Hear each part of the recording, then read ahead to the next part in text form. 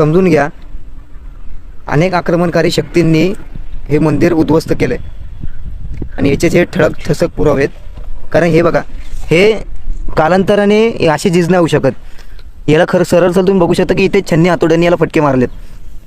इथे काय असेल सांगू शकत नाही, परंतु याची अवस्था तुम्ही बघू शकताय.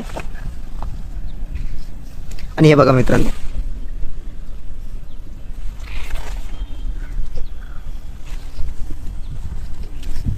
आणि तुम्ही इथे बघताय शेषनाग फणधारी आणि शेंदुरामध्ये असलेला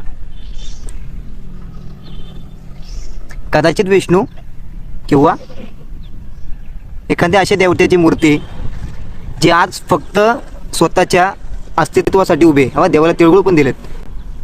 निदान एवढी तरी मूर्ती आज शाबूत आहे. बाकीचे सगळे तुटले, पण मात्र ते म्हणतात ना की हिंदू हा मुळातच सनातन धर्म आहे.